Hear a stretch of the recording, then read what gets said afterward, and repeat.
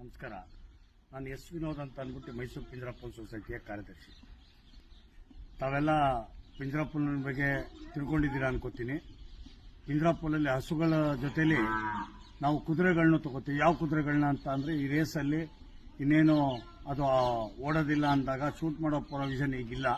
So ಅದರಿಂದ ಕುದುರೆಗಳನ್ನ ನಮ್ಮಲ್ಲಿ ಕಳಿಸ್ಕೊಡ್ತಾರೆ. ಅದೇ ತರ ನೋಡಿ, ಇಲ್ಲೊಂದು ಕುದುರೆ ಇದೆ ನೋಡಿ.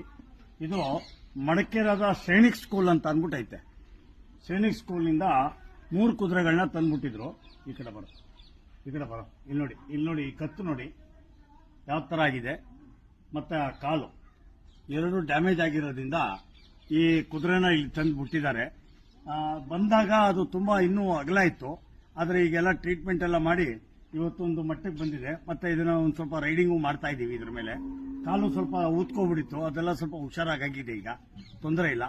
ತಾವೆಲ್ಲ ದಾನದಾತರು ಮತ್ತೆ ತಮ್ಮೆಲ್ಲರ ಒಂದು ಆಶೀರ್ವಾದದಿಂದ ಇದು ಚೆನ್ನಾಗಿ ಆಗತ್ತೆ ಅಂತ ಅಂದ್ಬಿಟ್ಟು ನಾನು ಅನ್ಕೋತೀನಿ. ನಮಸ್ಕಾರ.